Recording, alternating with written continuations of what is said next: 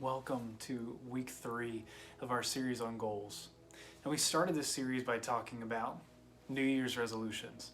And did you know that after 2 weeks, most people have already given up on their New Year's resolutions? And by the end of January, that fewer than 25% of people are still committed to their goals.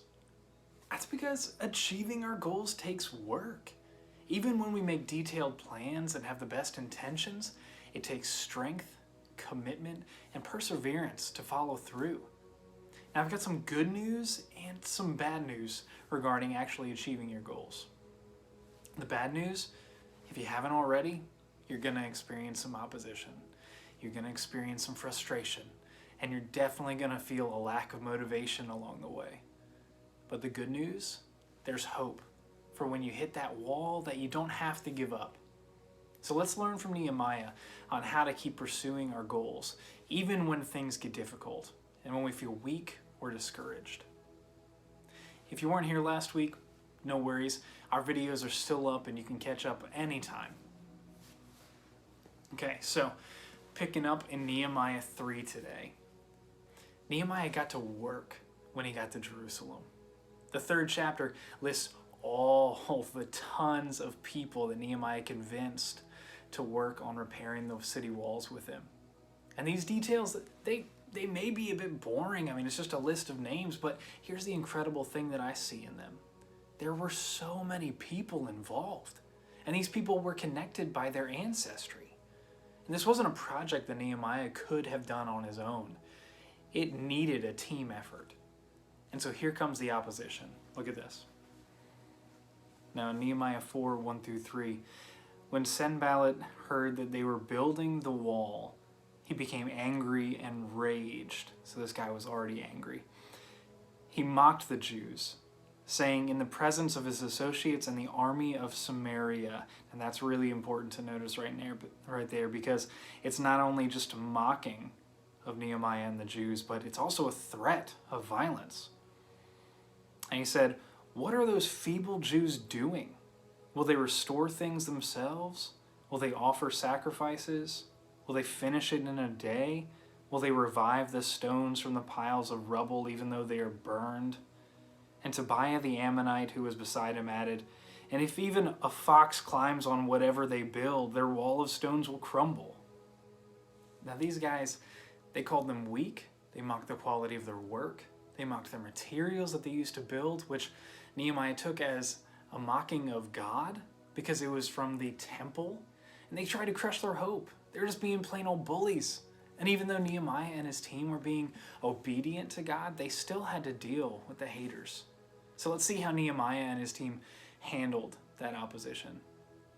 So Nehemiah says this in verse 4, "Listen, God, we are despised. Turn their insults to us back on their heads and make them like plunder in a captive land. Don't forgive their iniquity or blot out their sins from your sight. They have thrown insults at the builders." We continued to build the wall. All of it was joined together, and it reached half of its intended height because the people were eager to work.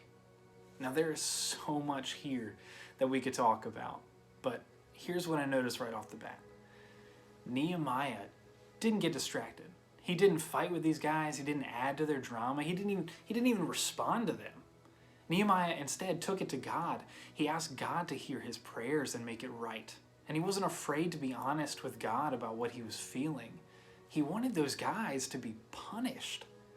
Now this is also very important, that God can handle our innermost feelings and thoughts. There's no shame in feeling them, but by bringing them to God first, we can make sure that we evaluate them wholly and honestly and not react, but instead act in godly ways.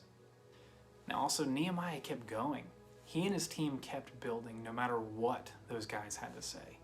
They rebuilt the wall to half of its original height, and everyone poured their hearts into it.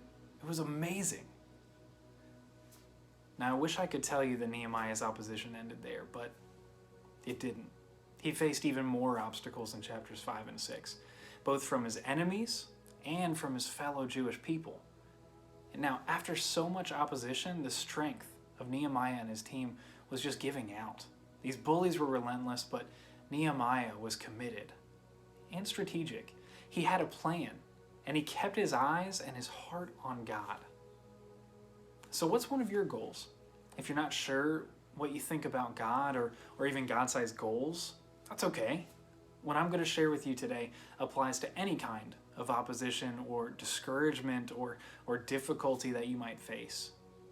If you're not sure you found a God-sized goal for yourself yet, that's okay too. Your God-sized goal doesn't need to be about changing the whole world. It might be as simple and as powerful as making a difference for Jesus in your school or in your family or in your circle of friends. Now, a few moments ago, we saw how Nehemiah handled opposition. Now, what if we took those same tactics that Nehemiah used and applied them to our goals? What if when we needed strength, we took it to God in prayer? What if we chose to lean on our church family and friends and our mentors? What if we committed to letting rest be a part of our daily rhythm? I mean, it is a necessity. What if we refused to get distracted by our need to please others? Instead, keep our eyes on God's plan? And what if we kept moving by focusing on the next right thing, just one step at a time? Well, if we can do those little things, I think we would see some major movement of the Holy Spirit across the entire globe. At some point, we're going to face opposition that threatens to keep us from achieving our goals. And opposition can feel overwhelming, especially if you're alone. But when you're following Jesus and chasing a God-sized goal, you're never alone. God is with you. God gives you strength through the Holy Spirit and the close community around you. God will even carry you when you can't keep going on your own.